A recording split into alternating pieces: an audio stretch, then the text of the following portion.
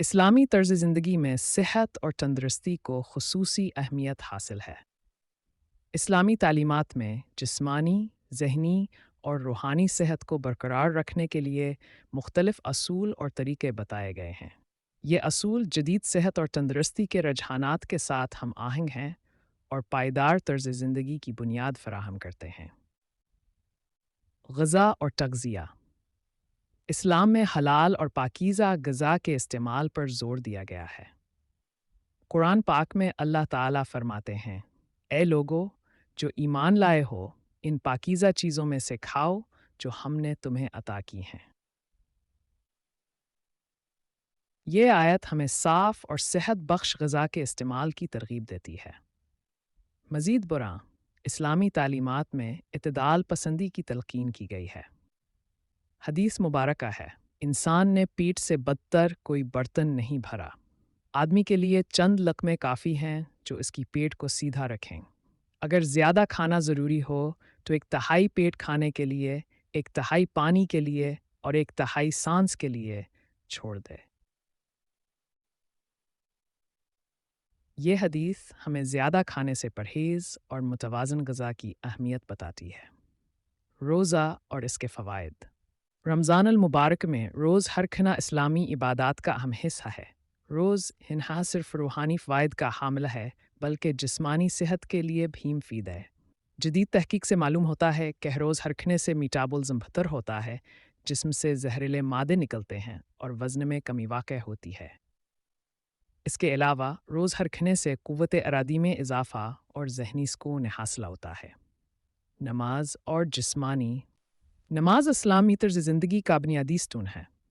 रोज़ाना 5 वक्त की नमाज न सिर्फ रूहानी सुकून का ज़रिया है बल्कि जिस्मानी वर्जिश का भी बेहतरीन ज़रिया है। नमाज के मुख्तलिफ़ अरकान जिसे रुकू, सजदा और क़याम जिस्म के मुख्तलिफ़ अज़लात को हरकत देते हैं, जिससे जिस्मानी सेहत में बेहतरी आती है। मज़ीद बरां, नमाज के ज़रिए ज़हनी तनाव में कमी और दिल की सेहत में बेहतरी वाक़ई होती है। सफ़ाई और हिफ़्ज़ाने। इस्लाम में सफ़ाई को सफ़ाई मान करार दिया गया है। वज़ू और ग़स्ल के अहकामात जिस्मानी सफ़ाई को यकीनी बनाते हैं। वज़ू के ज़रिए दिन में मुतअद्दिद बार हाथ, मना और पाँव धोना जरासीम से बचाव का मौसर ज़रिया है। इसी तरह खाने से पहले और बाद में हाथ धोना, दांत साफ़ करना और लिबास की सफ़ाई इस्लामी तालीमात का हिस्सा हैं जो हिफ़्ज़ान सेहत के असूलों के इन मुताबिक हैं। ज़हनी सुकून व रूहानी। इस्लामी तर्ज़ ज़िंदगी में ज़हनी सुकून व रूहानी सेहत को बरकरार रखने के लिए ज़िक्र, दुआ और कुरान की तिलावत की तलक़ीन की गई है।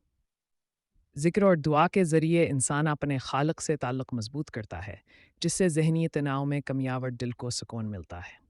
कुरान की तिलावत से रूहानियत स्कीन हासिल होती है और ज़िंदगी में मकसदियत का एहसास बढ़ता है। समाजी ताल्लुकात और मुआशरती सेहत। इस्लाम में समाजी ताल्लुकात को मज़बूत बनाने पर ज़ोर दिया गया है।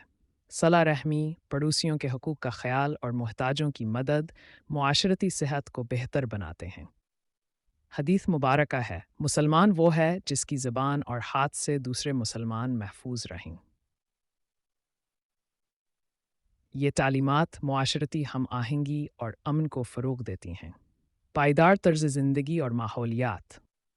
इस्लामी तालीमात में कुदरती वसाइल के इस्तेमाल में एतदाल और फ़जूल ख़र्ची से परहेज़ की तलक़ीन की गई है। कुरान पाक में अल्लाह ताला फ़रमाते हैं, और खाओ और पियो और हद से ना बढ़ो। बेशक अल्लाह हद से बढ़ने वालों को पसंद नहीं करता। ये आयत हमें वसाइल के मुनासिब इस्तेमाल और माहौलियत की हिफाजत की तरगीब देती है। नतीजा, इस्लामी तर्ज़ ज़िंदगी में सेहत, तंदुरुस्ती और पायदार तर्ज़ ज़िंदगी के लिए जामा रहनुमाई मौजूद है।